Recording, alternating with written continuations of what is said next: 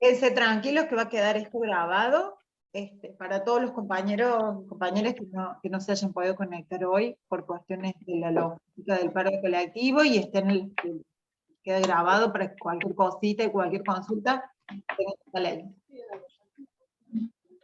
Le pido si pueden silenciar los micrófonos y así no se corta. Bueno, muy bien. Yo sigo admitiendo compañeros, quédense tranquilos, síganse conectando a medida que puedan.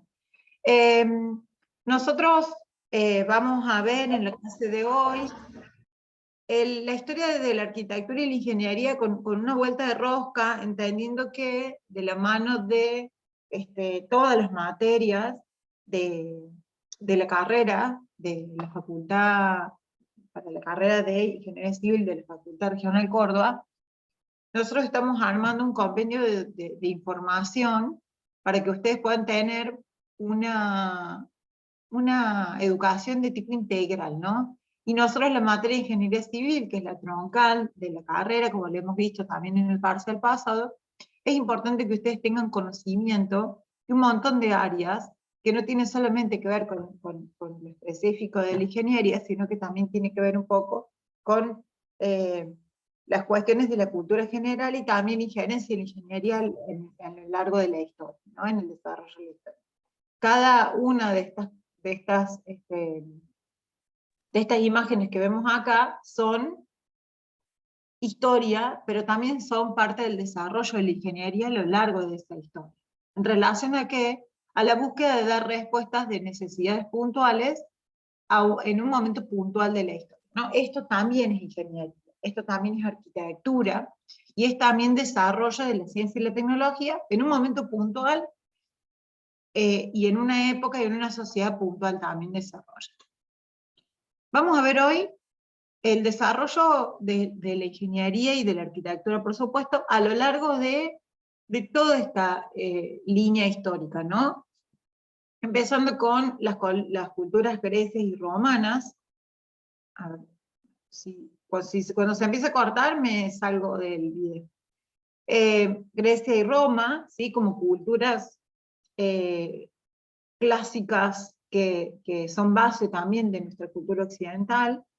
Luego, los periodos paleocristiano, bizantino, toda la parte de la primer cristianismo, ¿no? Románico y prerrománico, que nosotros conocemos como la época de la Edad Media, ¿sí? El periodo de los señores feudales. Para pasar a la Edad Moderna, luego del Renacimiento barroco, que es la edad de los pensamientos, la edad del conocimiento, y la edad contemporánea, que es la edad en la que estamos transitando hoy, ¿no? Post siglo XIX y el periodo entre guerras. Bueno, acá tenemos algunas imágenes de cada periodo que vamos a empezar a ver, digamos, en cada una de las filmes. Como les comentaba a los compañeros que se han sumado recién, esto va a estar publicado, yo estoy grabando la clase, así que quédense tranquilos que nosotros vamos a tener esto como base, ¿no? Para que ustedes puedan hacer preguntas la semana que viene o cuando nos volvamos a conectar presencial. Ahora sí presencial, sí me paro colectivo. Bueno, vamos a comenzar con la cultura de los griegos. Esto un poco viene de la mano de que nosotros desde de las culturas griegas y romanas tenemos la base de nuestra cultura occidental, las leyes matemáticas, físicas, todo lo que tiene que ver con las leyes del derecho, ¿sí? La base cultural de la filosofía, las ciencias y las letras. Estamos hablando de periodos del 10 al 2, aproximadamente antes de Cristo. Recordemos que estos son imperios vastos que fueron creciendo y se fueron desarrollando y modificándose a lo largo de la historia. Nosotros tenemos acá una imagen de hasta dónde llegó la máxima desarrollo del imperio griego, ¿sí? En toda la península ibérica e inclusive algunos puntos de África, Italia, toda la parte de el sur de Asia, etc. Tenemos acá una cultura principalmente que se desarrolla en relación a la búsqueda de algunos conocimientos que tienen que ver con, denme un segundito que me está llamando del departamento, a ver.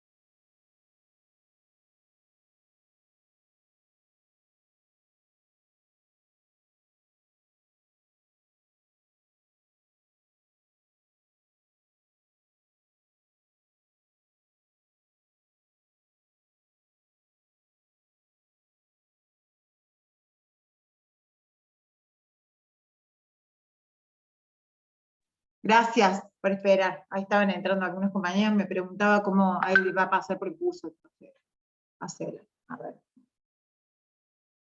Perdón, mi prolijidad.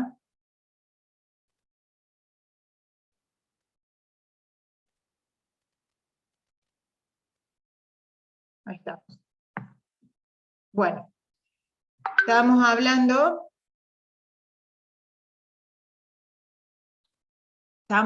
entonces de, siguen sumando 12 compañeros, estábamos hablando entonces de la base de esta sociedad, era la cultura, ¿no? Sí, principalmente eran estudiosos, filósofos, matemáticos, sin embargo eran guerreros también, tenemos la película de los 300, sí, esas películas que siempre pongo el ejemplo, porque eran guerreros también, lo que pasa es que principalmente se dedicaban al desarrollo del arte y de la ciencia.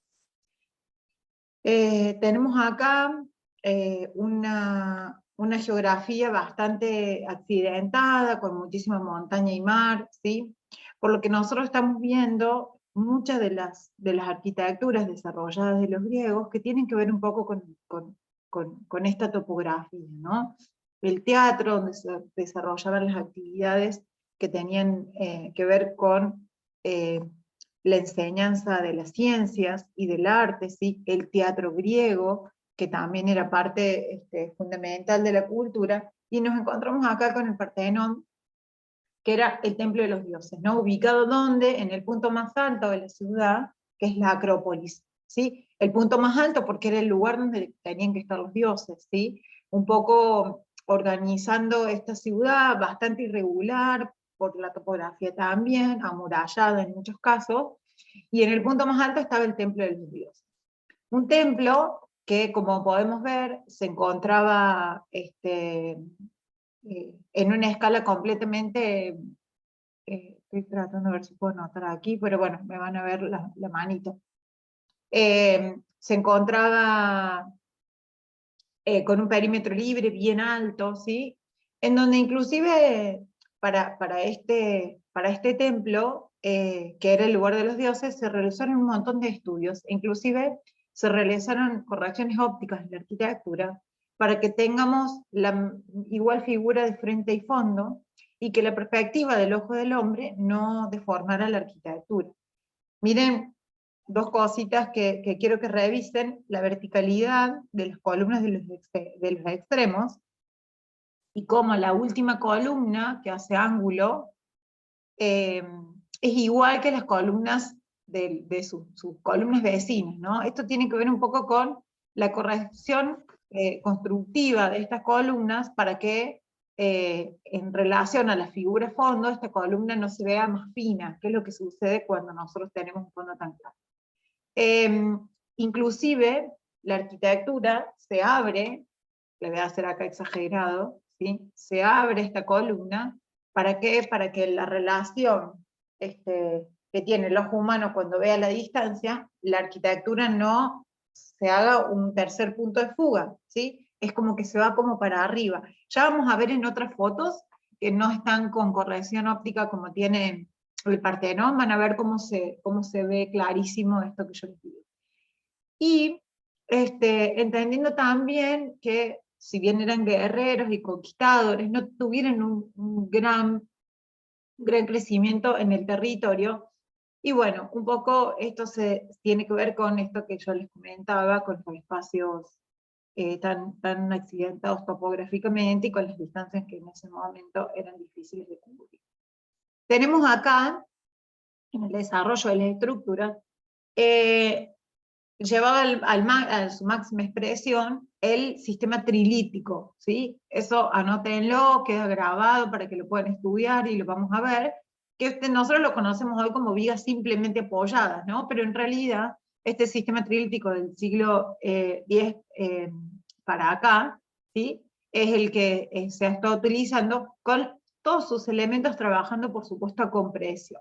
La luz de espacio entre columnas, y del espacio entre columnas, dependía por exclusivamente del tamaño de la piedra que yo podía cortar, si todo mano. Entendiendo que cada uno de estos elementos estructurales trabajan a compresión por el material, ¿sí? Acá tenemos las piedras calizas. Acá vamos a ver que estas columnas son elementos, piedra sobre piedra, pero que en realidad son, acá se ve un poquito, en esta penúltima columna, son 3 grandes bloques de piedra sostenidos por frontis y decoraciones que por supuesto de la mano de terremotos, saqueos y el paso del tiempo, estos colores se han deteriorado y se arruinó bastante. Pero la arquitectura de piedra sigue completa. Entonces tenemos toda esta escalinata que le da jerarquía, le da importancia a la cuestión del monumento, y tenemos estas columnas retocadas visualmente para que desde todos los puntos de la ciudad se ve esa acrópolis y ese templo de los dioses de perfectas condiciones. Recordemos que es el lugar donde viven los dioses, entonces era perfecto, ¿sí?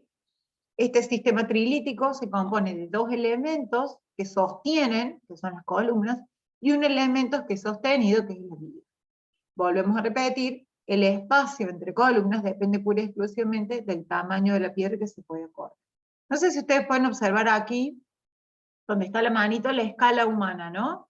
Esa es la escala que tiene este templo en relación a la ciudad y a la figura del hombre. Como vemos acá, arquitecturas como el templo, abierta, que bueno, adentro estaba con toda esta columnata, todo este perímetro libre, y arquitectura abierta que tiene que ver también con el clima, con la situación topográfica, etc., ¿sí? Y definitivamente con equipamientos que respondían a la cultura de ese momento, ¿no? Al desarrollo de la cultura de ese momento, las clases, el teatro, etc. Ahora tenemos acá la arquitectura. Esperen que admito un par de compañeros más. Tenemos aquí la arquitectura de Roma, ¿no? A diferencia de los romanos,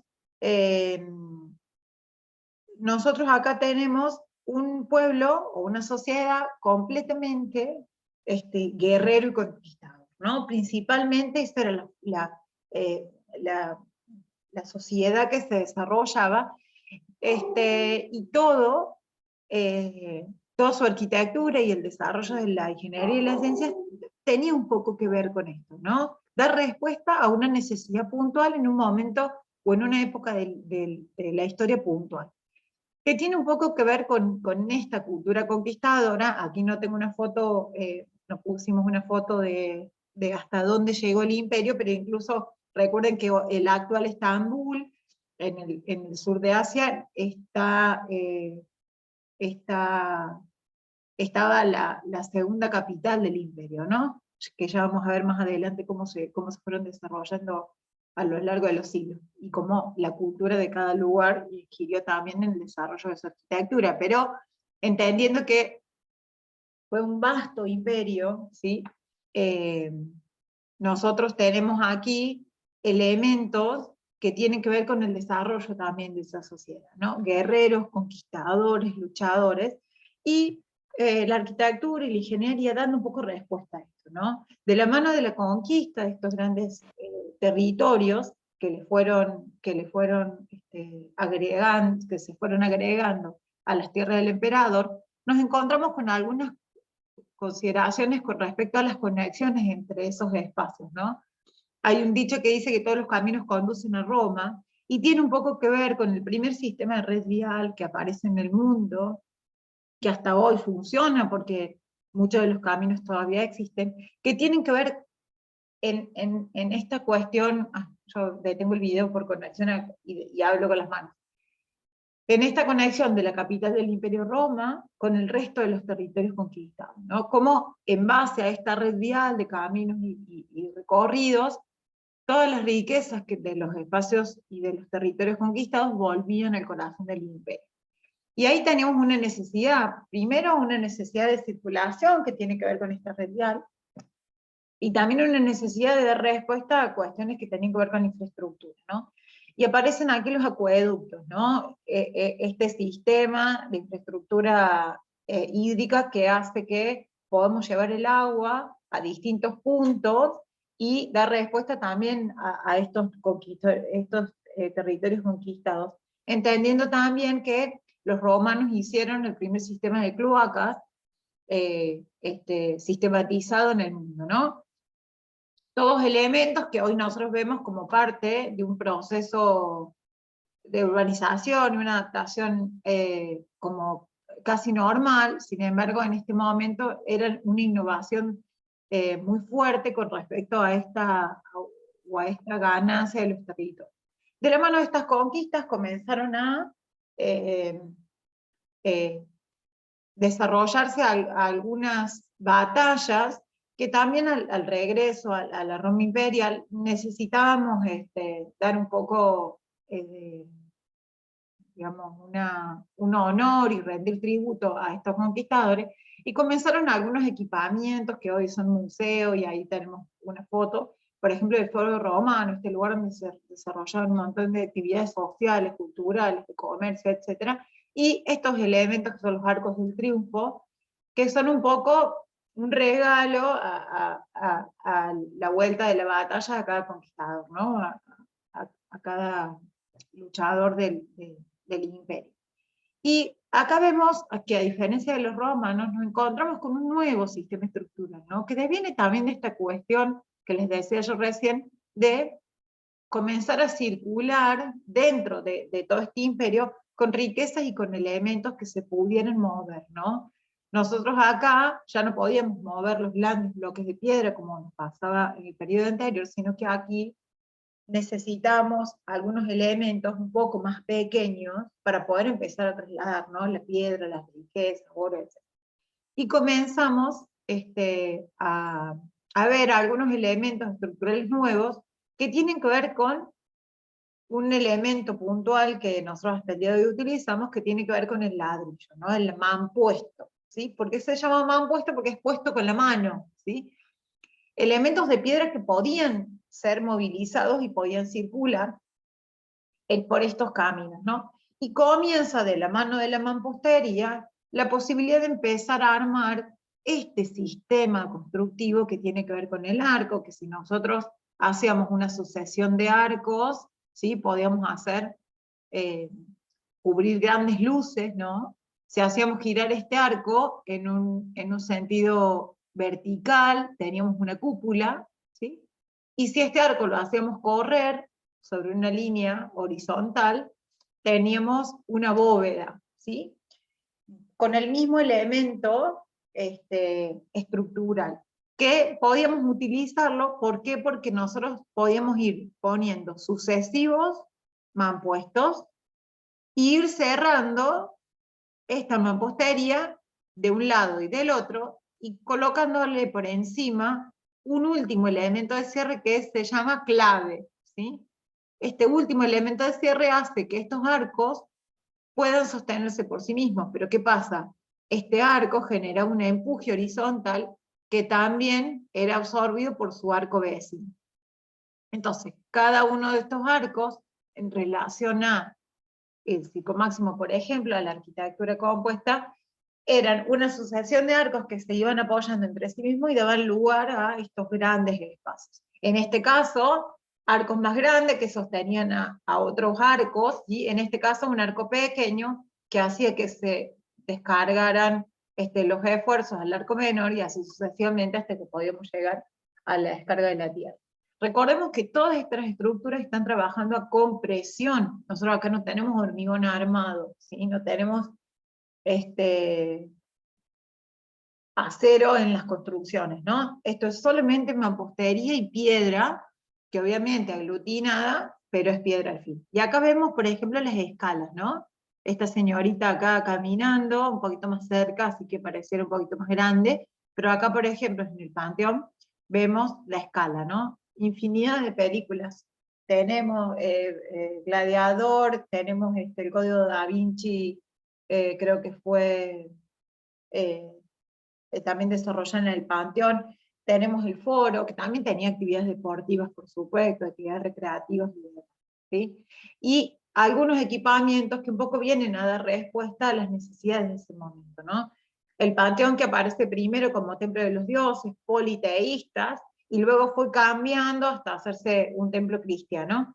Pero bueno, el frente del Panteón, por ejemplo, tiene algunas líneas griegas que le vienen, por ejemplo, por supuesto, de esa parte de la cultura, y el Circo Máximo y las actividades que se desarrollaron en el foro, un poco dando respuesta a esta sociedad de pan y circo, en donde, bueno, había algunas cuestiones del imperio que estaban un poquito, a lo mejor, con el tema de las guerras y demás, no tratando muy bien a las personas, mucho hambre, mucha desidia, y sin embargo el circo un poco dando ánimo, ¿sí?, a las personas que vivían allí. Recorremos entonces este imperio, ¿sí?, que duró muchísimos siglos. Tenemos acá pasado el nacimiento de Cristo, siglo VI, pero que tengo una consulta en el chat. Ese es el sistema abovedado, exacto. El sistema abovedado es el sistema que utilizaron los romanos, ¿sí? Bóvedas, cúpulas, arcos, todo viene de la familia del arco, ¿sí?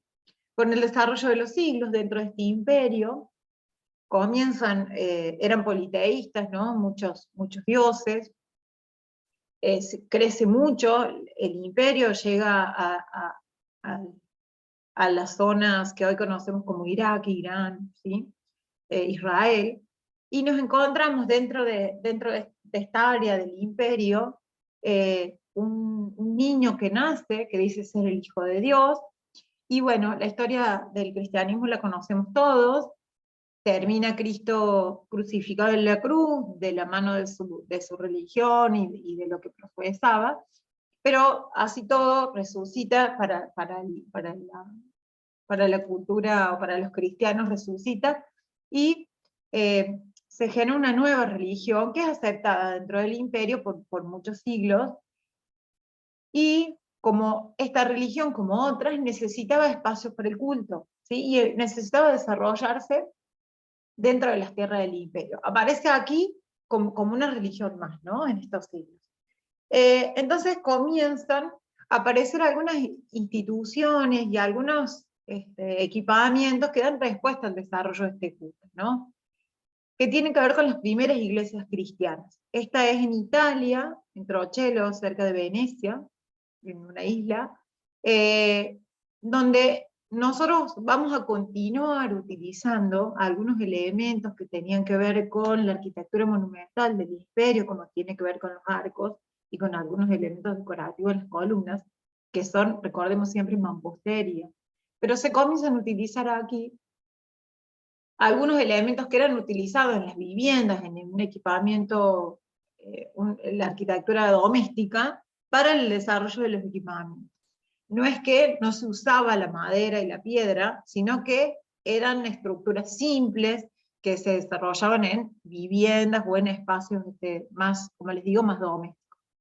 Aparecen acá algunos elementos nuevos para el desarrollo de estas instituciones, o estos equipamientos, que tienen que ver con la madera en las cubiertas y en la construcción, ¿no? Esta madera que se utilizaba para las viviendas, ahora se utiliza para las iglesias donde se desarrollaba este culto, ¿no? Una arquitectura mucho más austera, mucho más precaria, que tenía que ver un poco con el simbolismo de la religión católica dentro de esta sociedad, ¿no? Que lo importante tenía que ver con lo que uno llevaba en su interior, y no tanto con lo que uno expresaba desde el monumento, etc. Comienzan a aparecer estos elementos, nosotros conocemos como cabreadas, desarrolladas con elementos, trabajando atracción y compresión, pero un poco de manera intuitiva, ¿no? ¿Sí? Estas vigas compuestas, desarrolladas en madera, un elemento súper liviano, mucho más manejable, y la mampostería de ladrillo combinada con algunos elementos de piedra, como la parte del basamento, pero mucho más austera que la arquitectura que veíamos en periodos anteriores. Tenemos, como les digo, la continuidad de estos elementos de arco, ¿sí?, de estos arcos que se van, esta sucesión de arcos, con una nave central y naves laterales que van bajando la escala para el desarrollo del culto, ¿no? Y el ábside al final, también con una cúpula, una semicúpula que hace el ábside. Recordemos que en el principio de los tiempos, la misa se daba de espalda, digamos, el sacerdote daba la espalda a los fieles. Bueno, acá vemos la escala, ¿no? Estas señoras acá en verano paseando, vemos la escala completamente diferente a la escala que veíamos. A ver si puedo volver. No. Bueno, estoy volviendo mucho, ahí está. Completamente esta escala, ¿no? Miren el panteón, el templo de los dioses, y miren acá, ¿no? La escala de estas mujeres dentro de una iglesia cristiana, en el periodo paleocristiano, claro. Seguimos dentro del Imperio Romano, ¿sí? Desarrollando este vasto imperio, esta gran ocupación territorial, y llegamos a lo que hoy conocemos como Estambul. Recordemos que Estambul tiene una parte en Asia y una parte en Europa, ¿sí?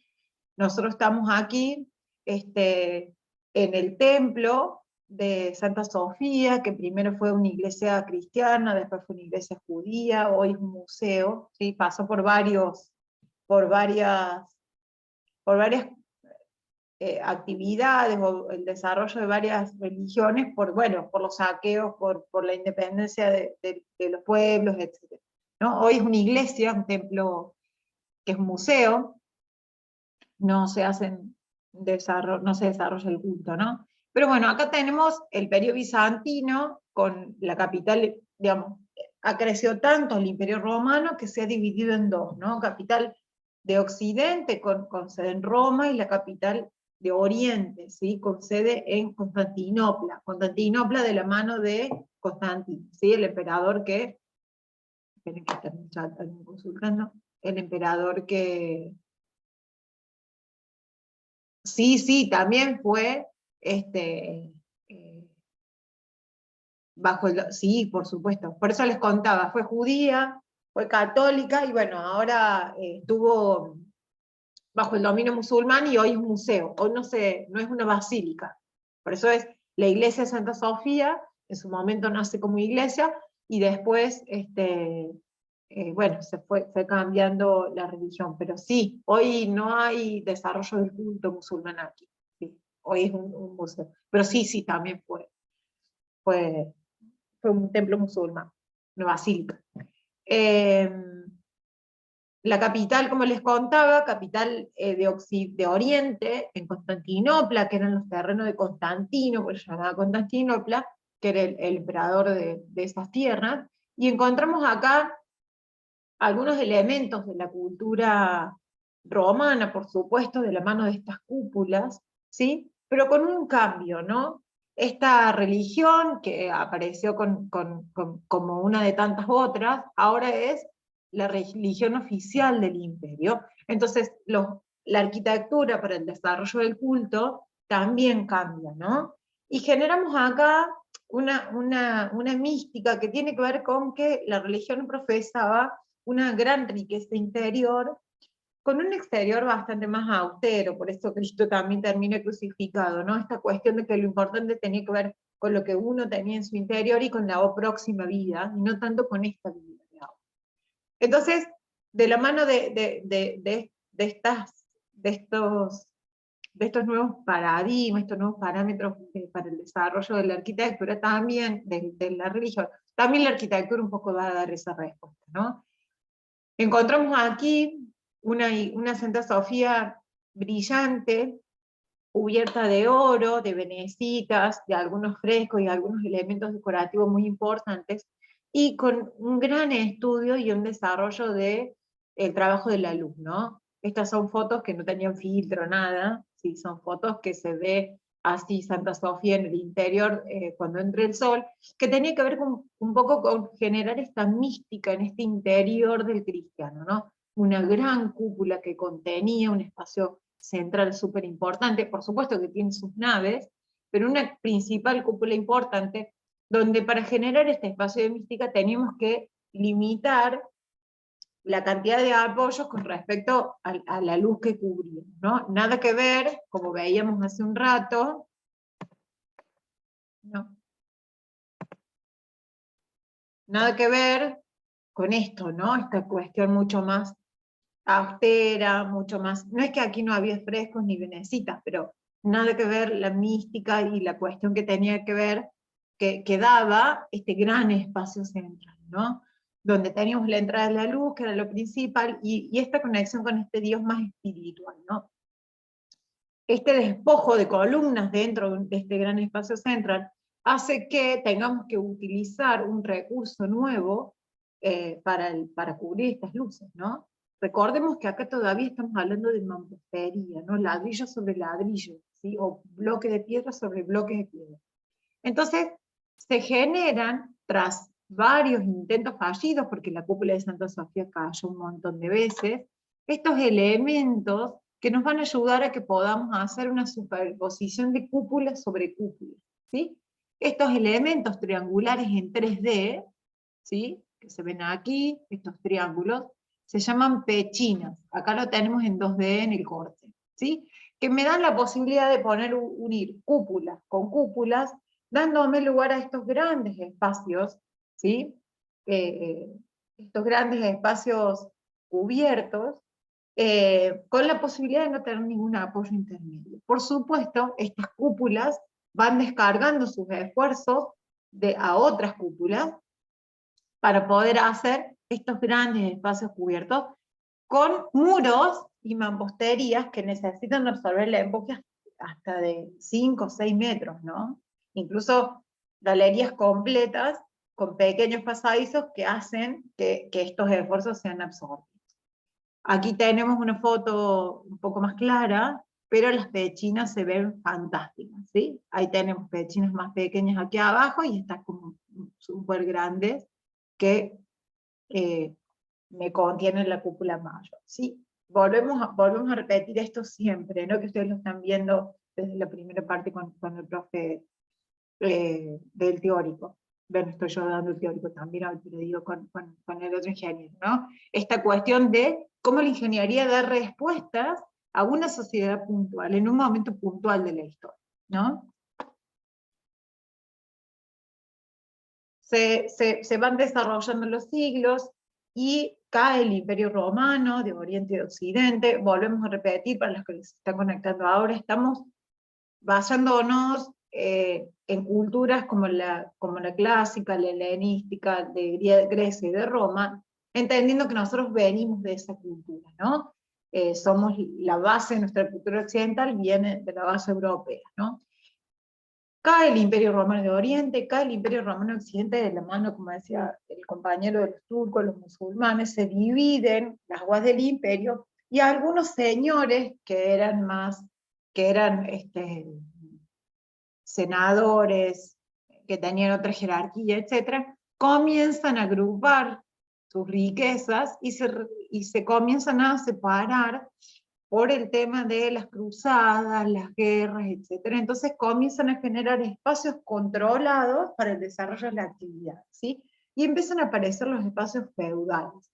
Estos espacios donde tenía un señor feudal, un castillo, ¿sí? Un burgués, un castillo, donde vivía el señor feudal, el rey, con su familia, y espacios a su alrededor amurallado donde se desarrollaban el comercio, la cultura, ¿sí? Las iglesias estaban dentro de estos espacios, en muchos casos, y se desarrollaba la sociedad, también en muchos casos oprimida, con no buenas condiciones en el desarrollo de la sociedad, pero definitivamente controlados, y no, la gente quería vivir dentro del feudo porque no estaba a merced de los guerreros, los luchadores, etc.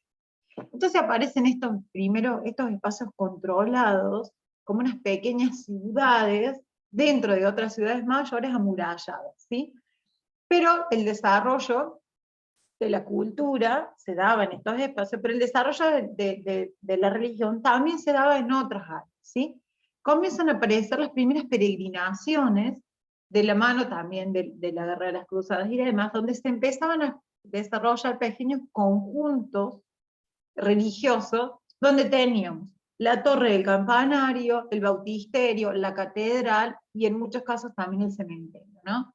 Acá vamos a ver, por un lado tenemos acá en el sur de Francia, cerquita de Italia, el Carcassonne, donde encontramos un castillo que tiene algunos elementos que ya veníamos viendo, ¿sí? pero principalmente arquitectura regional, ¿no? Estos elementos amurallados que tenían que ver un poco con lo que sucedía, siempre el castillo, el agua alrededor, por cuestiones de seguridad, ¿no? Y encontramos acá dos conjuntos religiosos, ¿no? Toda esta parte de la izquierda no existía en sus comienzos. Vamos a hablar de el castillo, la iglesia de la Plaza San Marcos, su torre, campanario, que tampoco era así, al principio del periodo románico, y todo el desarrollo de esta plaza, ¿no? Este gran atrio.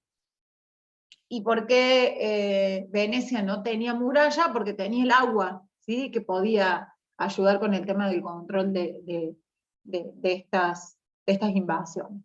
Y acá se desarrollaban espacios para el culto, ¿no? La iglesia, la torre campanario, y lo vemos acá en el conjunto de Pisa, ¿no? En el norte de Italia. A propósito, elegí esta foto porque creo que, bueno, quiero que vean la escala también. A propósito, elegí esta foto porque quiero que vean cómo la torre de Pisa pareciera que no está tan inclinada, acá la vemos, en relación al conjunto completo, ¿no? Acá tenemos el bautisterio, donde se bautizaban a los niños y a las personas, y ven cómo, volviendo 3 líneas atrás, Grecia, ¿no? Cómo se nota acá la fuga de la foto. Pareciera que la de Pisa es mucho más inclinada de lo que se ve, y Bautisterio en realidad no está inclinado, ¿sí? Está derecho. Lo que pasa es que, bueno, la fuga de la foto, ven que acá también parece, ¿no? Como que se viniera para abajo el edificio, y en realidad es la fuga de la foto.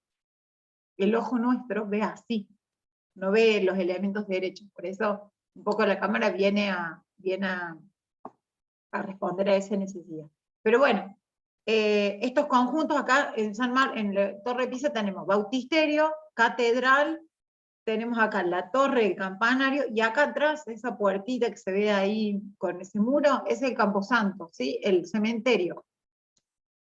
Se generaban estos espacios que también eran amurallados, por eso les comentaba que la Plaza San Marcos no tiene muralla, pero tiene agua, que también eran amurallados, un poco controlando y cuidando a los fieles en estas peregrinaciones, ¿no? Se desarrollaban todas estas peregrinaciones para hacer el desarrollo del culto en época festiva de la religión, y luego se volvían a los feudos, ¿sí?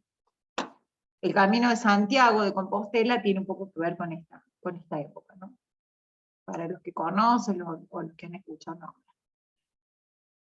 Con el desarrollo de los siglos, caen los feudos, caen los señores feudales, y las sociedades se empiezan a mover por las ciudades, las antiguas ciudades, y comienzan a aparecer las primeras organizaciones territoriales como ciudades, ¿no? Estos espacios que tienen la plaza, algunos elementos identificativos de la ciudad, como por ejemplo en París. No es que no estaban antes, por supuesto que sí, lo que pasa es que la gente se movía para el campo por una cuestión de seguridad, ¿sí? Y aparecen los primeros equipamientos religiosos desarrollados en ciudades, en espacios mucho más contenidos y controlados, no como el conjunto de Pisa, que era todo un predio completo, sino que arquitectura un poquito más a escala de las ciudades, y en terrenos urbanos. Y encontramos acá la tipología, nace aquí la tipología de la catedral, ¿no? ¿Por qué la catedral se llama así? Y no es una iglesia, que también es una iglesia, digo, ¿por qué la llamamos catedral? Porque en estos lugares también se encontraban espacios para el desarrollo de la cultura, ¿sí? Los catedráticos son los que daban clase o los que podían transmitir el conocimiento, ¿no? Por eso nosotros nos llamamos cátedras, ¿sí? Somos conjuntos de personas que transmiten conocimiento, ¿no? Medio, de ahí viene la palabra de las cátedras, ¿no? Y los catedráticos eran aquellos religiosos que conservaron en los feudos, en las bibliotecas, los códices, ¿sí? Estos primeros libros escritos que, bueno, después llegaron a las iglesias, ¿no? Era una institución muy importante la iglesia dentro de la sociedad, por eso también hablamos de iglesia cuando hablamos de equipamiento público, ¿sí? Y en el desarrollo de la ciudad. Era muy importante. Y nos encontramos acá con algunas otras cuestiones, ven que hay una consulta en el chat. Notre Dame. Notre Dame es Nuestra Señora, Nuestra Dama, por eso se usa, se pone separado. Notre Dame. Bueno, no sé francés yo igual, así que puede que esté bien de las dos maneras. Nuestra Señora es la Virgen. Aparecen estas iglesias, como les decía, urbanas, y con algunos nuevos elementos, que venimos a tomar un poco de los elementos que se tomaban en el periodo bizantino, ¿no? Esta gran religiosidad y gran espiritualidad en el exterior, con un exterior más austero, un poquito más, no tan liviano, que también tenía que ver un poco con la tecnología de esta época, ¿no? Tengamos en cuenta que estos equipamientos eran desarrollados por muchos años, inclusive siglos. La Catedral de Colonia también fue desarrollada por varios siglos, y se fue haciendo por etapas, ¿no? Entendiendo que la arquitectura era piedra sobre piedra, ¿no? Arquitectura, no había equipamientos como tenemos ahora, no había maquinarias como las que tenemos ahora, ni estaba el hormigón armado como material constructivo, ¿no? Por supuesto que existía el acero, por supuesto que existía la mampostería, o los mampuestos, la piedra, los áridos, pero no se desarrollaban en esta arquitectura. Nos encontramos acá con una diferencia fundamental, ¿no? Estructuras mucho más esbeltas en relación a la arquitectura que ocupan en planta, que tenía un poco que ver con esta idea de llegar a este Dios creador, a este Dios que estaba en el reino de los cielos, ¿no? Por eso estos elementos tan puntiagudos y tan elevados en relación a la escala, ¿sí? De las personas. Acá tenemos la Catedral de Colonia, la catedral más alta del mundo, en su momento el edificio más alto del mundo. Acá vemos las personas, ¿no? En relación a esta gran escala, bueno, acá tenemos otra más de Colonia, que se veía un poquito más los cruceros y las naves laterales.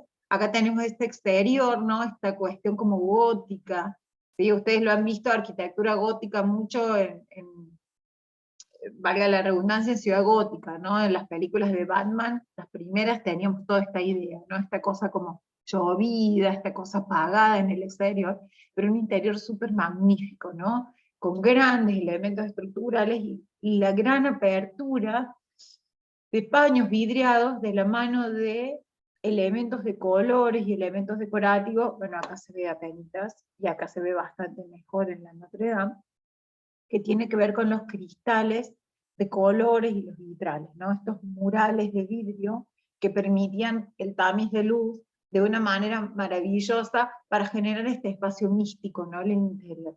La acústica de estos lugares es fantástica, y el espacio, desde lo místico que se quería lograr, también, la verdad que está muy bien logrado. Bueno, acá la tenemos en Notre Dame, también con la escala, ¿no?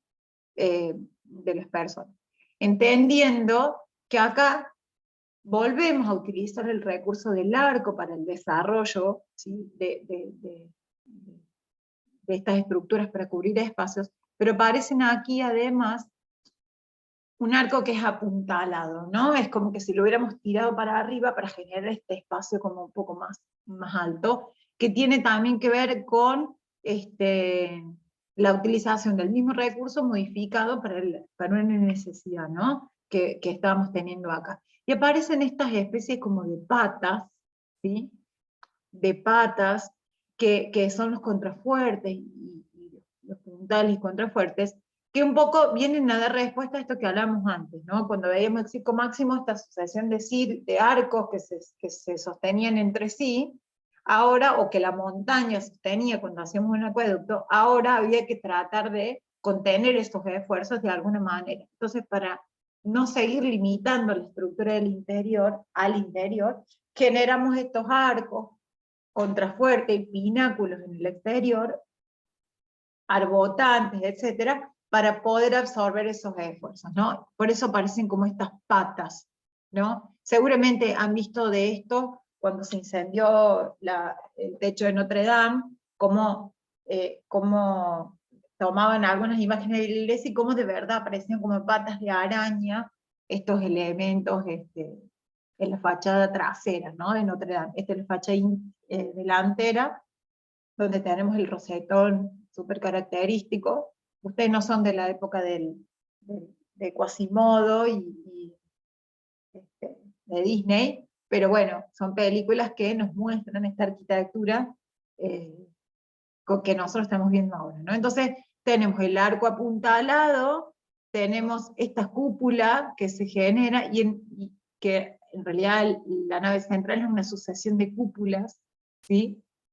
Este nuevo arco que se genera apuntalado, también lo conocemos como arco ojival, ¿sí? La bóveda de caño corrido que conocíamos, también, digamos, se genera de la mano de correr con este ángulo en un sentido longitudinal, y cuando lo hacemos de manera vertical tenemos una cúpula, ¿sí? De cúpula ojival. Es el mismo arco apuntado, sistema constructivo.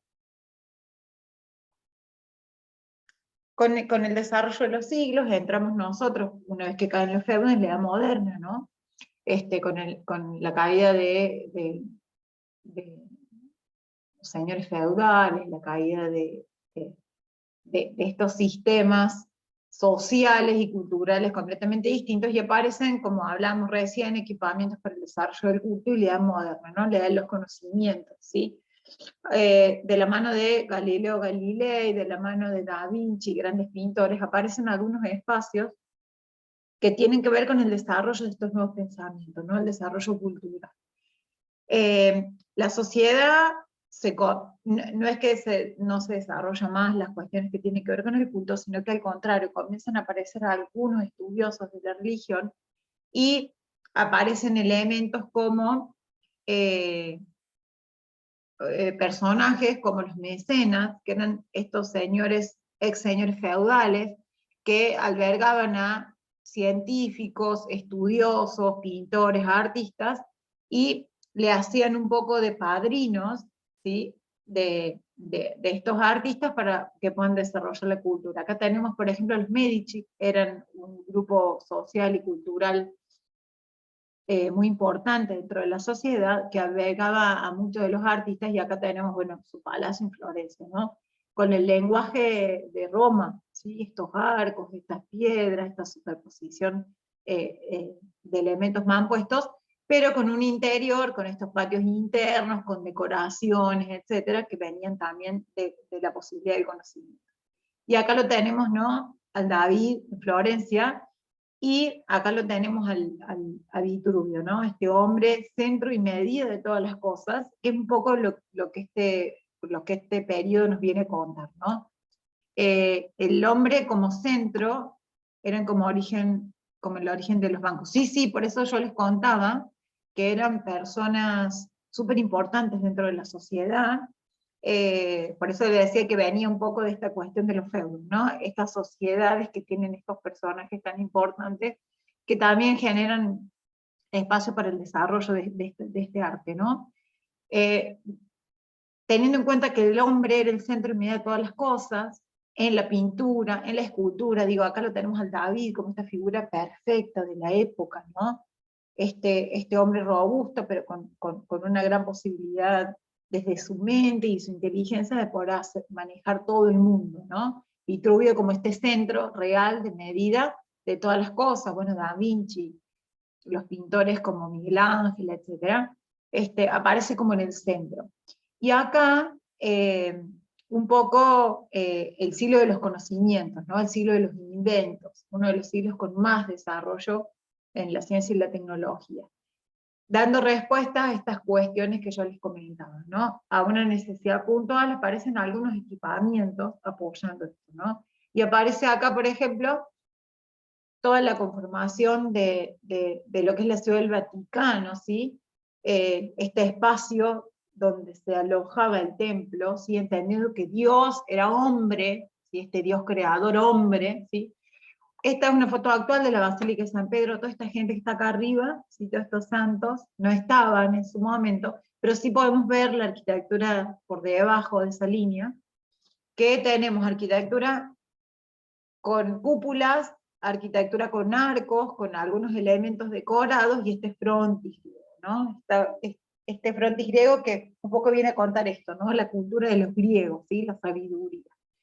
Y acá tenemos el fresco de Miguel Ángel en la Capilla Sixtina, que es donde se elige un representante de Dios en la tierra, que es hombre, que no es menor el dato, ¿no? El hombre poder, que con su razón y su conocimiento podía llegar a cualquier lado y de sanar cualquier situación, lo encontramos acá, en los frescos de Miguel Ángel, al hombre tocándose casi el dedo con Dios, que es hombre también, ¿no? Que se personifica como un hombre, Dios Padre, ¿sí? Porque Dios Hijo era hombre, pero Dios Padre, llegando a este límite, la sabiduría y las posibilidades de conocimiento del hombre, ¿no? A ese límite de tocarse un dedo o estar a la par, ¿sí? Los techos de los castillos. Sí, sí, lo que pasa es que el cono, que preguntaba Emerick, sí, son de madera, ¿sí? Esta transculturación de algunos elementos del pasado. Recordemos que los castillos y todos los conjuntos religiosos eran de tipo regional, o sea, tenían elementos del entorno en el que estaban, porque no era como antes, que vos podías, obvio que siempre estuvieron las guerras, ¿no? Y la lucha entre poderes, pero este moverse de un lugar a otro, como hacían los romanos, ya aquí, o las peregrinaciones en el paleocristiano, ya aquí era mucho más peligroso. Entonces lo que hacían era empezar a trabajar con elementos y con cuestiones más de tipo regional. Dependiendo de los castillos, estos elementos puntiagudos tenían que ver con una cuestión lógica de también las cuestiones climáticas y demás. Pero sí, eran de madera y en algunos casos teníamos algunos espacios cubiertos por cúpulas. Sí, no tengo foto de castillos, debería actualizar a lo mejor alguna imagen. Lo que pasa es que si tuviéramos tiempo de conversar mucho más de lo que podemos conversar en una clase, me parece que estaría buenísimo para que ustedes vean cómo es el desarrollo. De hecho, aquí un poco comentando lo que consultaba Eric, no tenemos una gran innovación en el desarrollo de la estructura, pero sí hay una gran innovación en el desarrollo de las actividades científicas y el desarrollo tecnológico, ¿no?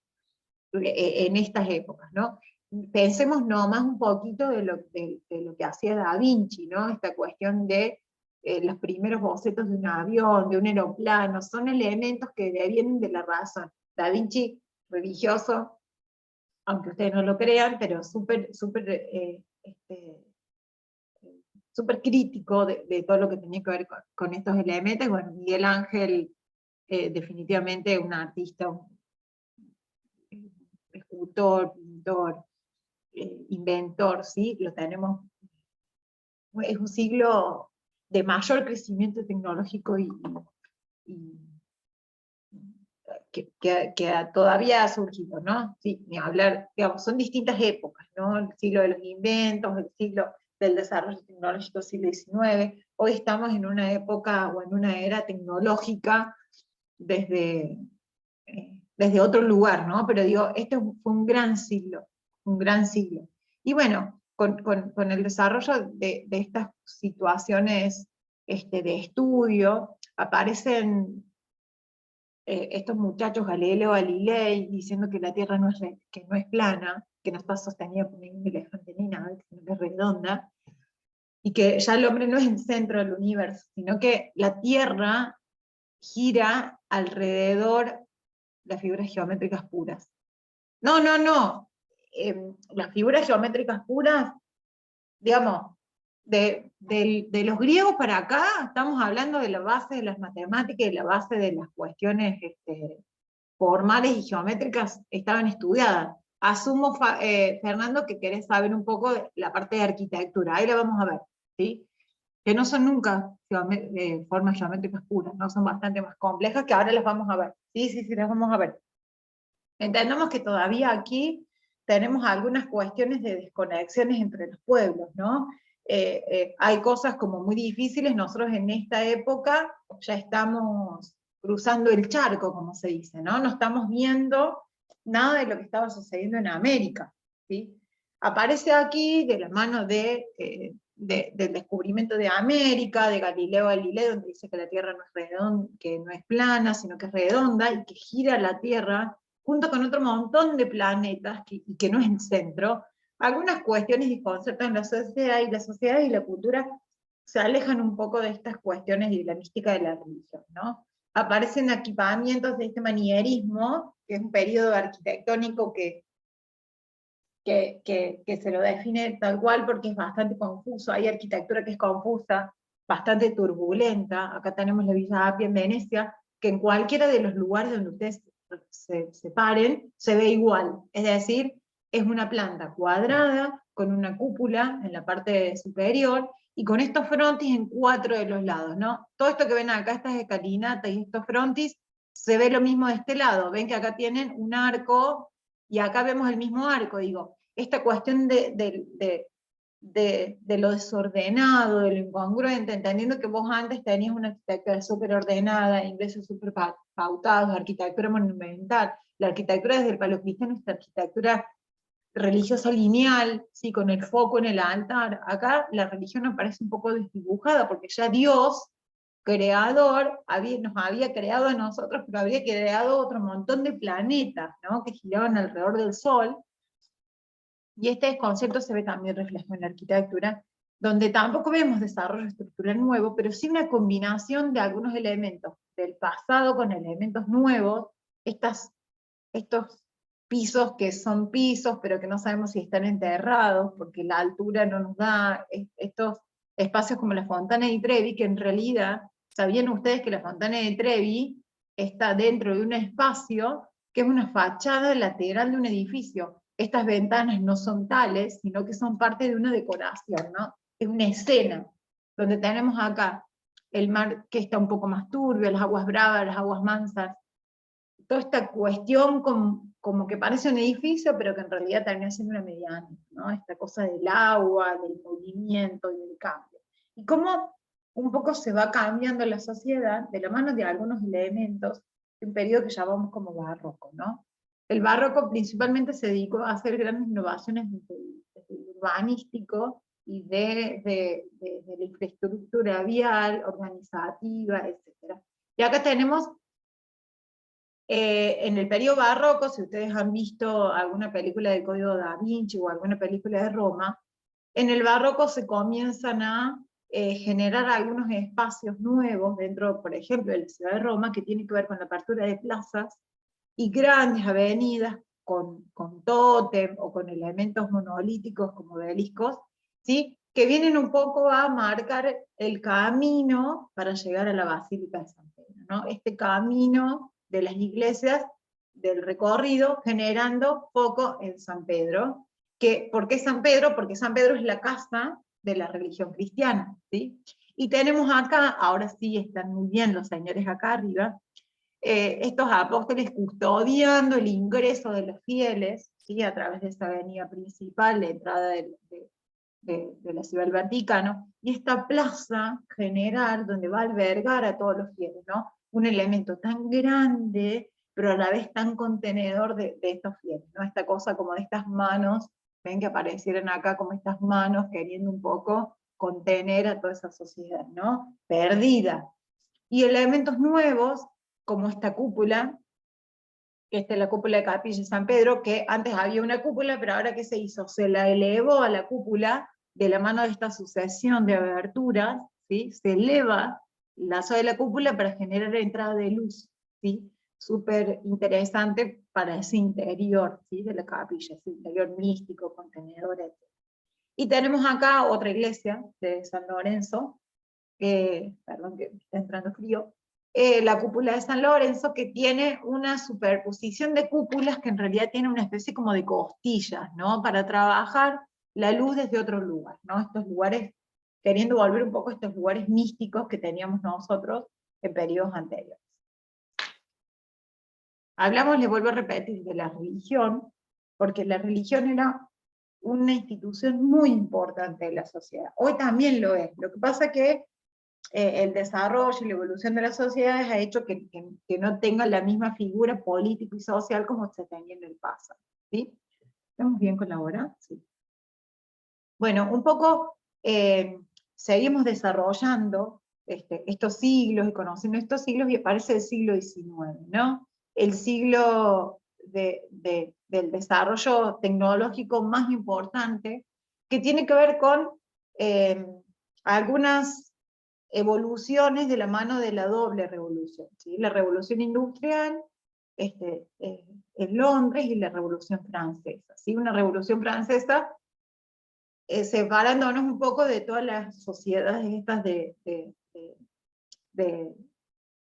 los reyes, de la opresión, de esa sociedad donde había problemas con la alimentación, problemas, es una revolución social, ¿sí? Principalmente.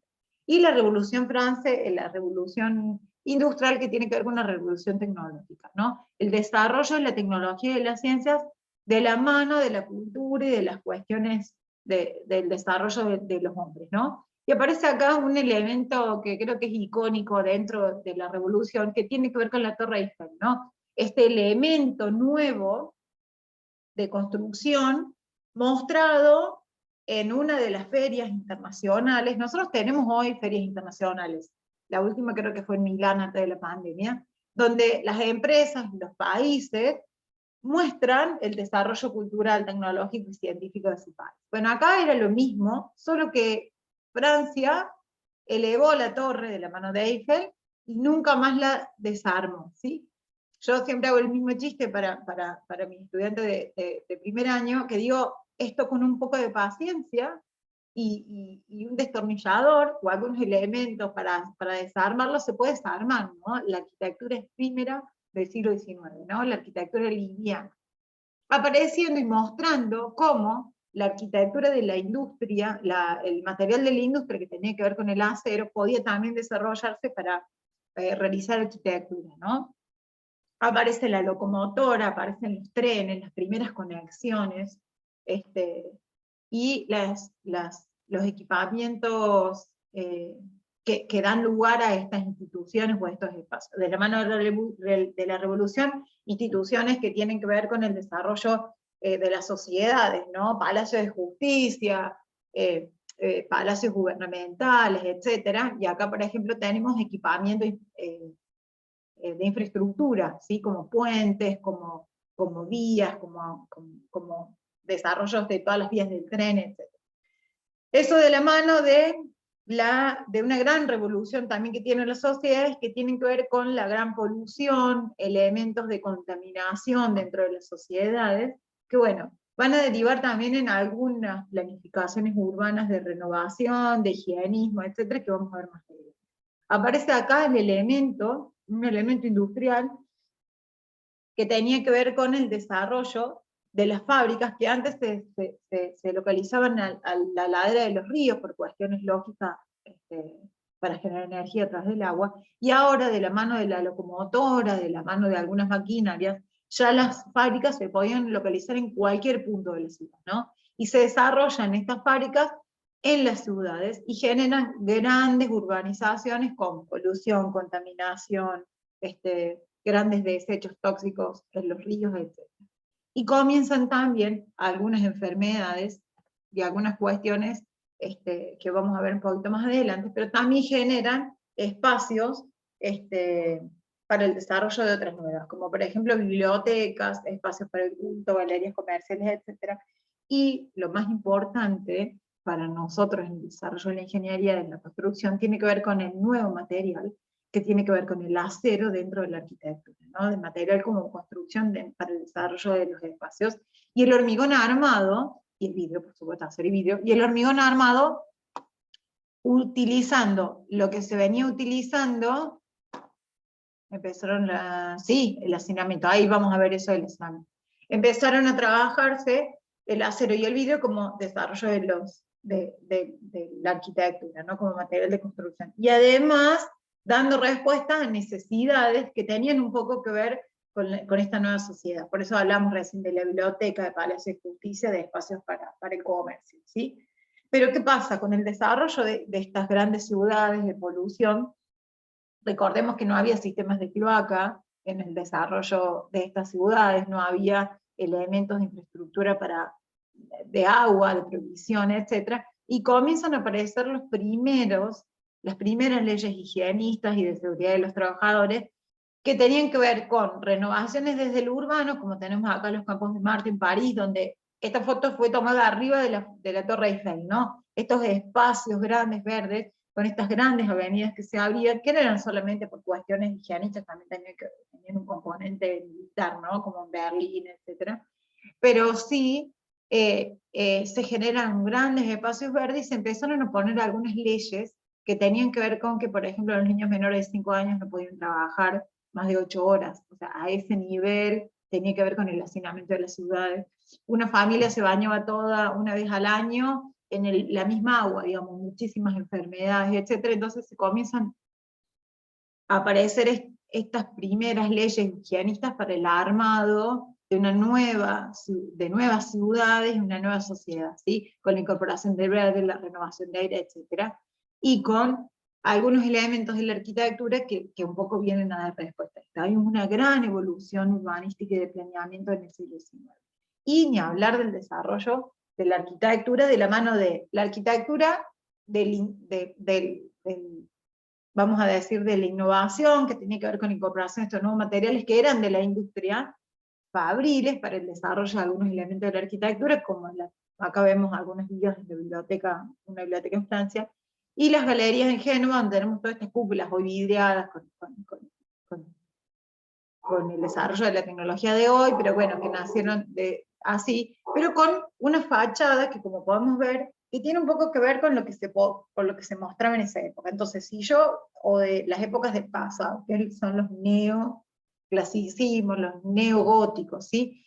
Por ejemplo, todo el Parlamento en Inglaterra, en Londres, tiene un lenguaje neogótico, no fue realizado en el gótico, ¿sí? La torre del campanario, el Big Ben y demás, eso lo hemos visto en Sherlock Holmes. Yo siempre me remito a películas porque ustedes ahí rápido van a cazar la época, digamos, o van a tener en cuenta el periodo de lo que estamos hablando.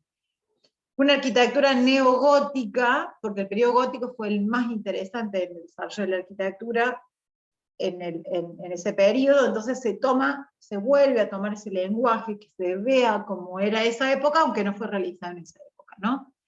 Acá la arquitectura de las galerías de Génova se toman algunas arquitecturas del Renacimiento para hacer el desarrollo, digamos, de nueva arquitectura. Y aparecen innovaciones que dan la mano a nuevas tipologías de la arquitectura, ¿no? En Norteamérica, en Chicago, se produce un gran incendio que devasta casi la totalidad de la ciudad. Entonces, de la mano de este gran catástrofe, comienzan a aparecer alguna necesidad puntual que tiene que ver con la necesidad de urgencia de darle vivienda, de dotar de vivienda y de servicio a toda esa sociedad, ¿no? Y comienzan a aparecer en Chicago los primeros rascacielos, ¿no? Rascacielos que se los permitía, de la mano de la Escuela de Chicago, lo permitía la nueva tecnología, ¿no? Capuchino es neogótico, en realidad Capuchino es neobarroco, es barroco. Esta cosa recargada, llena de elementos decorativos, de color, no sé qué, yo porque me hicieron una pregunta recién, es neo-barroco, ¿sí? Esta arquitectura recargada, llena de colores, llena de atractivos, vieron lo que hablábamos hace un ratito, ¿no? Esta sociedad que se había alejado un poco de la religión, bueno, ahora la religión un poco tomando esta cosa recargada, es barroco, ¿sí? Es barroco, acá en Córdoba es barroco. Bueno, volviendo un poquito al tema de los edificios, de la mano de la posibilidad de superponer la tierra, en cuanto a veces la tecnología me lo permitiera, de la mano de qué, de la aparición del ascensor, de la telefonía, del teléfono, de la luz eléctrica, ¿sí? De la mano de estos elementos tecnológicos aparecen los primeros edificios, ¿no? Y se dice en la Escuela de Chicago porque allí es donde se desarrolla toda esta movida de los edificios naturales. Nacen en Inglaterra, luego de una gran devastación.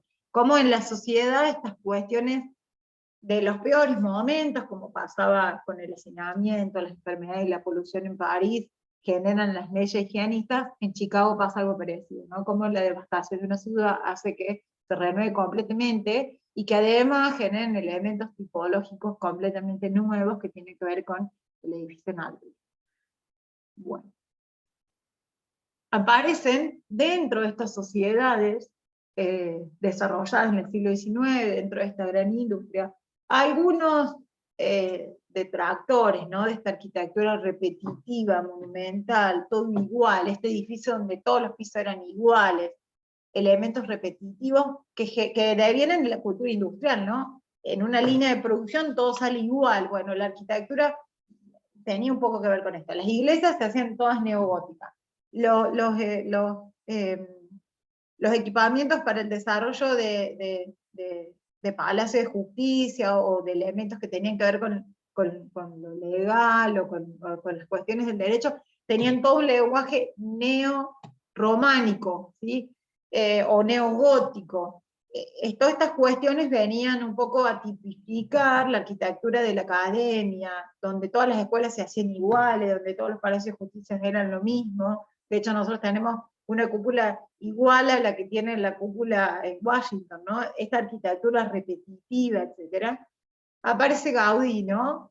Un arquitecto catalán en Barcelona, donde toma las riquezas o algunos beneficios de esta revolución industrial de la mano de Güell, un magnate industrial, y comienza a hacer los primeros bocetos de su arquitectura regional, en Barcelona, en el único lugar donde trabaja Gaudí en Barcelona, donde de la mano de Güell genera la casa propia de Güell, una capilla dentro de un parque que le desarrolla para el magnate su casa propia, y comienza a hacer algunos trabajos en arquitectura doméstica o arquitectura de vivienda, que tienen acá, tenemos el ejemplo de la Pedrera, que se hace en una esquina, dentro de una expansión de Barcelona planificada, que es el Plan Cerdá, ¿sí? Estas ciudades que crecen ya de manera planificada, y acá tenemos otra, la Pedrera, la Casa Batlló, también dentro de una arquitectura de edificio, ¿sí? Vivienda colectiva, entre dos medianeras, digamos, dentro de este desarrollo. La Pedrera es una esquina, ¿no? Esta es entre medianeras, y algunas imágenes acá abajo del Parque Güell, un poco tomando reminiscencia a algunas cuestiones que tienen que ver con lo natural. Gaudí era súper religioso y decía que si Dios había creado algunos elementos de la naturaleza, nosotros deberíamos aprender de ese Dios creador, ¿no? Y comienza a trabajar y estudiar con muchísimo detenimiento algunas estructuras óseas y estructuras que soportan a las hojas, a las vegetaciones de la naturaleza, ¿no? Esta idea de Gaudí que tenía que si Dios había creado la estructura ósea de los animales para sostenerlo, y que las venas recorrían todo el cuerpo dando sustento a esa estructura ósea, y donde todo lo exterior tenía que ver con el tejido, los tejidos blandos de la piel. ¿Por qué no tomar algunos de estos elementos y transformarlos en arquitectura? Donde tenemos elementos estructurales que se asemejan mucho a cuestiones, por ejemplo, acá con las falanges de las manos y las ventanas de la Casa Batlló, ¿no? Esta estructura que sostiene, como Dios sostiene la figura del cuerpo humano, ¿no? Y elementos como estos muros en forma de caracol, donde el muro es igual que el cierre del techo, y donde la columna forma parte también del envolvente, que tenía que ver un poco con esta idea de los caracoles, ¿no? El estudio del caracol y de la estructura ósea de los animales. Y acá tenemos alguna especie como de palmeras, ¿no? Gaudí utilizó un sistema muy innovador, dando lugar al arco catenario, ¿sí? El arco catenario nace del estudio de colgar pesitas de hilos, ¿sí? Que colgaban, y generar estructuras de este estilo, ¿no? Entendiendo que estas pesitas tenían un poco que ver con el empuje de la gravedad, y cómo las ataduras de estas pesitas formaban parte de los apoyos, ¿no? Entonces, ¿qué hace Gaudí? Estudia los esfuerzos colgando cadenitas con pesas, con bolsitas de arena, y genera estos arcos, ¿no? Que no es un apuntalado, ni es un arco de medio punto, como lo teníamos nosotros bien descrito en las filminas anteriores, de los romanos, sino que es un arco que es un arco catenario, que deviene del estudio de los esfuerzos, ¿no? Cómo nosotros, generando estos apoyos en la tierra, después se generaba ese ángulo, y cómo la gravedad podía soportarse con el mismo sistema de esfuerzo que se soportan de la gravedad, nada más que los da vuelta, ¿no? Dando lugar a esta arquitectura, por ejemplo, que vemos acá en la Sagrada Familia. La Sagrada Familia y las estructuras que la soportan, tipo árboles, ¿sí? ¿No? Esta cuestión troncal y estos elementos que se van ramificando, generando espacios como la corteza de los árboles, que generan también todo su follaje en la cúpula, la cubierta, bueno, acá un poco parecido, ¿no? Un poco emulando a esa situación, tomando cuestiones de lo gótico, con estas altas torres, súper religiosos Gaudí. Recordemos que el gótico es el periodo de mayor auge de la religión, tomando estos elementos como la luz, como los elementos de colores, un poco queriendo exaltar los elementos de la religión de esa época también, ¿no? Estas torres altas de campanario para llegar a ese Dios creador, ¿no? Solo la capilla, solo la Sagrada Familia, que es la catedral, que ahora todavía está inconclusa, merece un teórico completo, ¿no? Este estudio de los esfuerzos y de la arquitectura de las formas, y esta cuestión también barroca, del recargado, de la ornamentación, de siempre tener figuras religiosas dentro de su arquitectura, figuras místicas de la naturaleza, como por ejemplo algunos elementos de los conductos de ventilación. Gaudí se desarrolla en el siglo XIX de la mano de un mecenas, como hacía parecido a lo del Renacimiento, industrial. Y por eso es muy importante también tener en cuenta cómo se desarrolla esa arquitectura en ese momento de la sociedad particular. ¿Qué sucede con el desarrollo de los siglos, o de estos siglos? Siglo XIX es riquísimo para estudiarlo. Aparece la Primera Guerra Mundial y después le sigue la Segunda Guerra Mundial, ¿no? Y aparecen algunas corrientes arquitectónicas, un poco respondiendo al compañero cuando empiezan a dibujar estos cubos. Bueno, comienzan acá un poco con la era de la modernidad, ¿no? La arquitectura moderna, el racionalismo, la arquitectura orgánica. Una arquitectura completamente despojada de ornamentación, porque es la arquitectura de la posguerra o el periodo entre guerras, ¿no? La necesidad de generar espacios para la arquitectura, o para la vivienda, o para el desarrollo de las artes, la cultura, de la ciencia, etcétera, y de la religión, por supuesto, separado de toda esta ornamentación que tenía el siglo XIX y principio del siglo XX, ¿no? Esta cosa recargada, un poco tenía que alejarse, porque era una necesidad urgente de dar respuesta, ¿no? A las cuestiones de la guerra y a la vivienda. Entonces aparece la arquitectura del racionalismo, una arquitectura racional, donde los materiales demuestran lo que son en lo que son, y donde hay elementos ornamentales que son completamente despojados. Tenemos acá ejemplos de algunos exponentes, que ya lo vamos a ver más adelante con el correr de la carrera también, pero de la mano de cuestiones que no innovan tanto desde lo tecnológico, sino también desde el concepto, tomando los elementos que ya se venían utilizando, elementos estructurales por supuesto, pero ya mostrando otro tipo de arquitectura, ¿no? La arquitectura donde, decía Mies van der Rohe, lo menos es más, ¿no? Donde la piedra era piedra, y se materializaba como tal, y no se la revestía, ni se la llenaba de ornamentación, donde el vidrio era vidrio, donde aparece la arquitectura del hormigón armado, con esta placa, ¿sí? Acá se ve, con esta placa sosteniendo o cubriendo estos espacios con elementos donde el hormigón es hormigón, donde la madera se traduce como madera, y arquitectura, este edificio en Chicago, la arquitectura de el edificio metálico, con columna metálica, cerramiento metálico, de la arquitectura del hierro el vidrio, pero completamente despojado. Si volvemos acá, el Palacio de Cristal, la arquitectura de acero y vidrio, ¿sí? Con elementos que nos permitía también la tecnología, pero completamente despojados de ornamentación, ¿sí? Acá tenemos al arquitecto Le Corbusier. Estas dos primeras imágenes son de un convento en Carcassonne, en Francia, donde tenemos el hormigón armado como elemento estructural fundamental, vidrio y elementos como parasoles, incorporando algunas cuestiones de la conciencia social, la arquitectura bioclimática, ¿sí? Parasoles, algunos elementos de colores. Y acá tenemos un exponente de la arquitectura del racionalismo que tiene que ver con la Savoie. Es una vivienda unifamiliar de campo, ¿sí? Donde incorpora algunos elementos súper interesantes desde lo arquitectónico, pero también desde lo social, ¿no? Imagínense que Le Corbusier hizo un espacio en planta baja para el vehículo, entendiendo que no todo el mundo tenía vehículo en esa época, que era muy difícil, ¿sí? Arquitectura de planta baja libre, las columnas se desnudan en planta baja para generar un espacio libre, el aventanamiento corrido, ¿sí? Esta arquitectura que permitía de la mano del hormigón poner ventanas, ¿sí? Y colocar, por ejemplo, en una innovación tipológica, aparte de haber puesto el auto adentro de la casa, puso el baño adentro de la casa, ¿no? Esta cosa impensada. De hecho nunca se le abonó por esta arquitectura y estuvo bastante criticado, de hecho muy peleada como dueño de la casa, ¿no?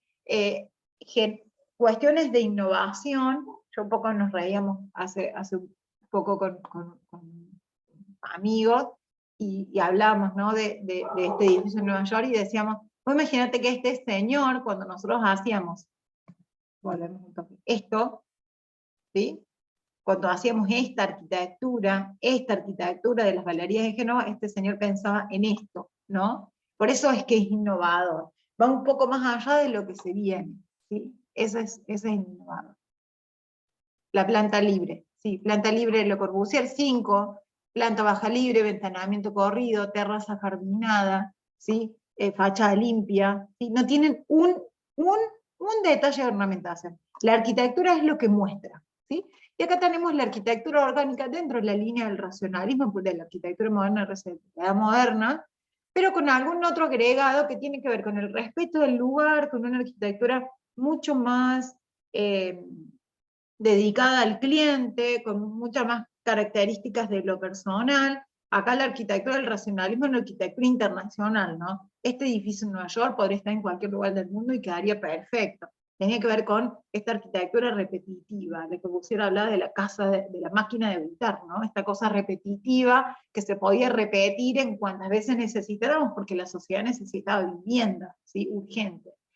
Sin ornamentación, sin Le Corbusier es ya lo vamos a ver en cuarto, van a ver que en cuarto vamos a tomar algunos de estos elementos y lo vamos a desarrollar, pero pensando que Le Corbusier generaba la escala humana para el desarrollo de cada uno de sus elementos constructivos. Por ejemplo, miren acá, la puerta.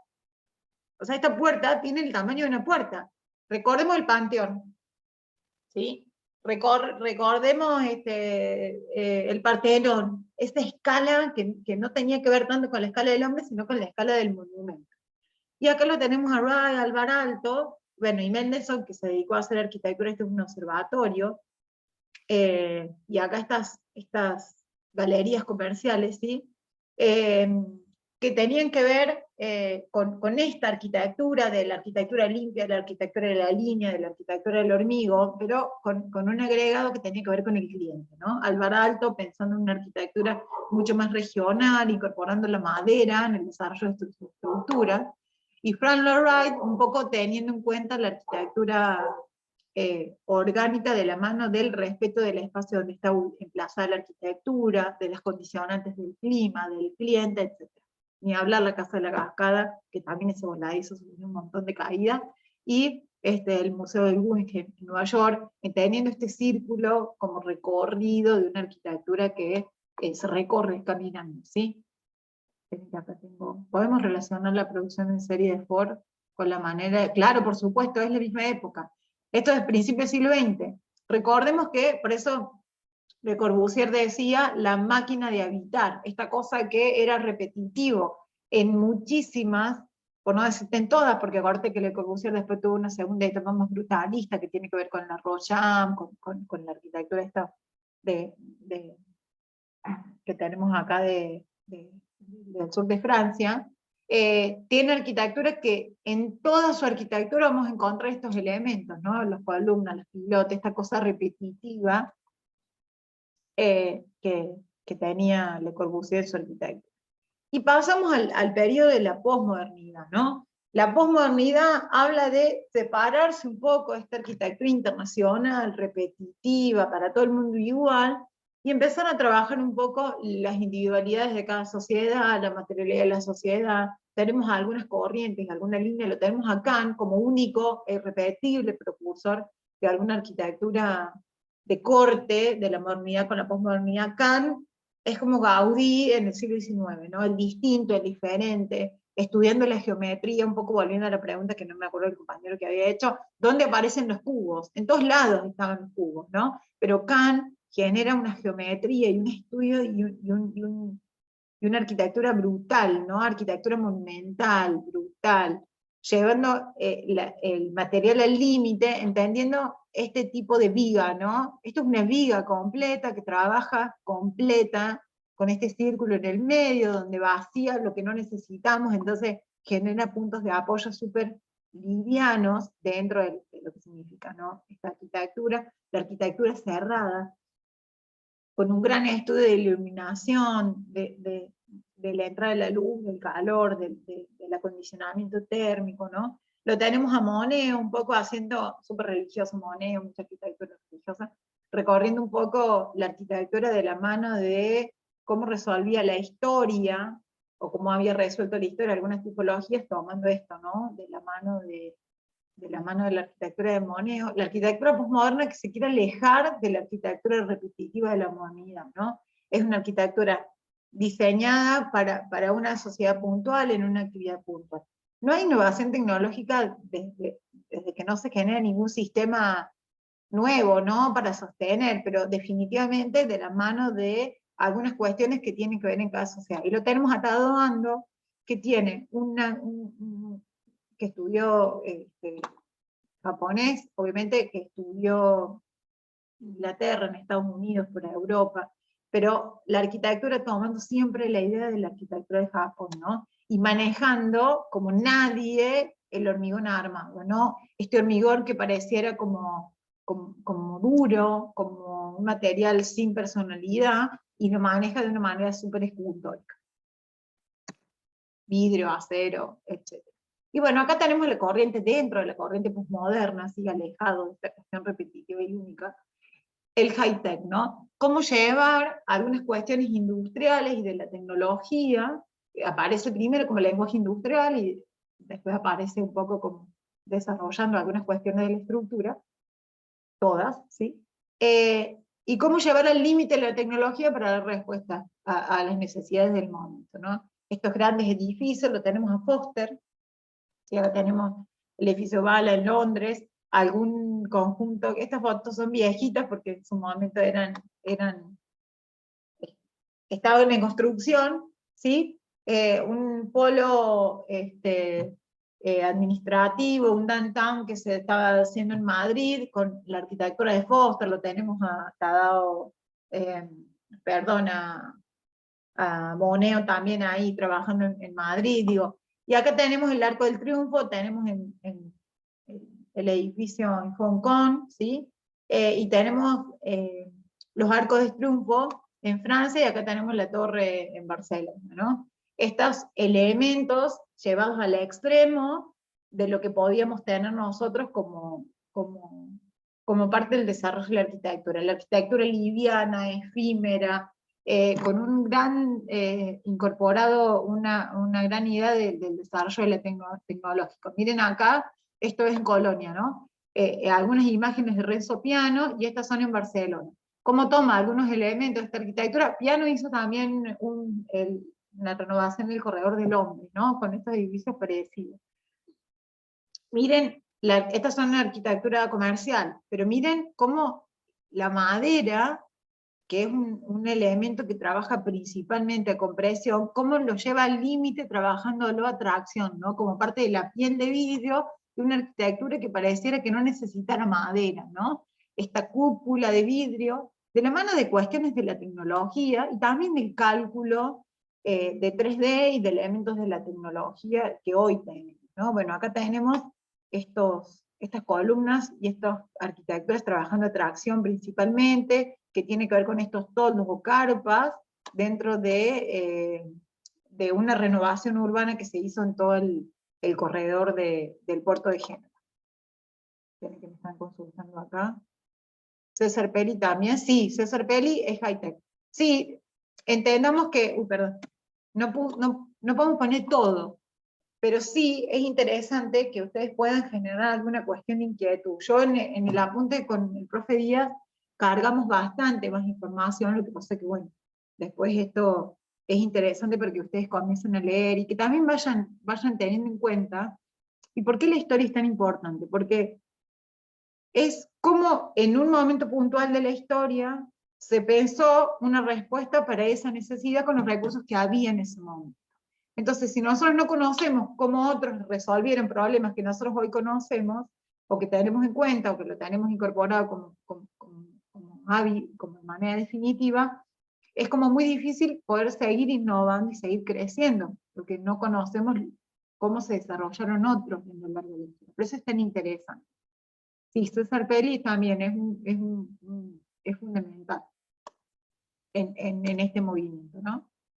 Lo tenemos acá, por ejemplo, a Richard Rogers, que también con Renzo Piano realizaron el Centro Pompidou, completamente en París, ¿no? Completamente odiado en ese momento, porque era algo completamente fuera de lo que se pensaba para un museo, entendiendo que esto se desarrolla en un área de París súper tradicional, tiene una gran plaza, bueno, acá en esta foto, desde la terraza se ve un poco, tiene una gran plaza como atrio, o sea, bueno, acá se ve también, ¿no? Miren la escala, ¿ven las personas ahí? Es impresionante, ¿no? Los pisos, la escala, y cómo adentro, miren, acá tienen la escala del interior, cómo adentro podemos empezar a ver cómo se desnuda la estructura y las instalaciones de la mano de la arquitectura de Roger, ¿no? Cómo la estructura forma parte del envolvente, ¿sí? De la fachada, de la vista, de lo que se ve de la afuera, pero también forma parte del lenguaje de la adentro. El lenguaje es lo que nosotros estamos viendo, ¿no? Cómo se expresa esa arquitectura. Y acá tenemos, bueno, una de las terrazas accesibles, ¿sí? Impensado en un museo, pero estas escaleras, o sea, desnuda el interior completo, ¿no? Estamos pensando que estos son las venas y la circulación en el cuerpo del humano, y Roger con piano lo sacan afuera, ¿no? Es lo que se ve, esta es la estructura, miren las luces, ¿no? Y acá tenemos también esta, estas columnas coloridas en barajas, donde tenemos, digamos, distintos colores dependiendo de la terminal, ¿sí? Bueno, acá lo tenemos a Santiago Calatrava, también una arquitectura mucho más plástica. Esto es en la Ciudad de las Artes y las Ciencias en Valencia. Acá tenemos esto, en su momento era un proyecto, que es el proyecto de Santiago Calatrava del ingreso a la estación de tren donde estaban las Torres Gemelas, el World Trade Center, pero Calatrava, bueno, Puente de la Mujer, Calatrava un poco seguidor de lo que hacía Gaudí, el estudio de la naturaleza, el estudio de las estructuras de las formas de los animales y de las vegetaciones y demás. Estudia muchísimo la anatomía del cuerpo humano, ¿sí? Aparece, bueno, algunos grandes estudios de la tensión y del material. Calatrava, un arquitecto e ingeniero y escultor, con una arquitectura como un poco cara, ¿sí? Porque lleva a los límites al material hasta más no poder, y genera formas como hasta caprichosas para la resolución de su arquitectura. Es magnífico cómo genera arquitectura tan plástica y tan orgánica de la mano de materiales que no lo son, ¿no? Y acá lo tenemos a Koolhaas, un postmoderno. Bueno, esto es un área en Alemania, ¿sí? En Utrecht, y acá lo tenemos a Meyer, la arquitectura blanca de Meyer, ¿no? Otro concepto de limpiar los espacios al máximo, sin ornamentación, sin materialidad más que la que vemos, ¿no? No hay capricho formal en la arquitectura blanca de Meyer, se le dice, ¿sí? Y Jean Nouvel, la arquitectura también postmoderna de la evolución tecnológica, ¿no? Jean Nouvel es un gran trabajador de la mano del Estado, ¿no? Arquitectura, esta es el Museo de las Artes, perdón, el Instituto del Mundo Árabe, bueno, y acá tenemos el tren, este edificio Bala, ¿no? En Barcelona, elementos de la arquitectura del mundo árabe incorporados dentro del Instituto del Mundo Árabe, como estos diafragmas, ¿no? Estas especies como de como de pantallas que permiten el ingreso y la salida de la luz de manera automática, ¿no? Cómo se abren y se cierran estos diafragmas dependiendo si adentro hace más calor, más frío, y tratando de acondicionar la parte del interior, ¿no? Con respecto a la entrada y salida de luz o de aire desde el exterior.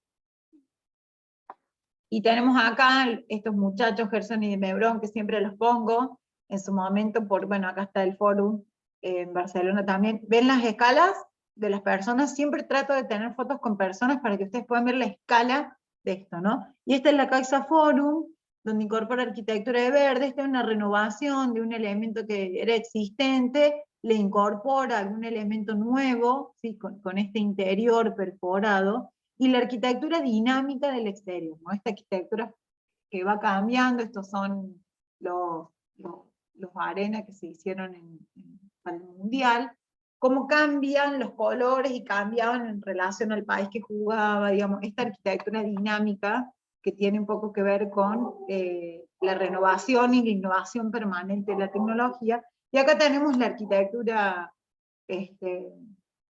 deconstructivista, ¿no? Esto que parece que es y que no es, la arquitectura que solamente se puede realizar de la mano de la innovación tecnológica en relación al cálculo estructural, la deconstrucción de los elementos geométricos, un poco como comentaba hace un rato el compañero, ¿dónde están los cubos acá, la geometría? Están en todos lados, ¿sí? Arquitectura geométrica, orgánica, pero principalmente deconstructivista, ¿no? Esta cosa que pareciera que forma parte de papel que uno hace un nudo y lo pone arriba de la arquitectura, ¿no? Esto, el edificio en Praga, del edificio danzante, y la arquitectura allá está Disney, que también hay una película súper famosa que se desarrolla en el Museo de Disney, en Los Ángeles, tenemos el Bilbao, y acá tenemos acá abajo unas fotos de un conjunto también, esto es en Holanda, ¿sí? Lo de Gehry es en Holanda. Dentro de ese mismo conjunto está la arquitectura de la Zaha Hadid, ¿no? Esta arquitectura de nuestra arquitecta por excelencia desconstructivista iraní, y bueno, trabajando siempre al límite, ¿no? Y por último,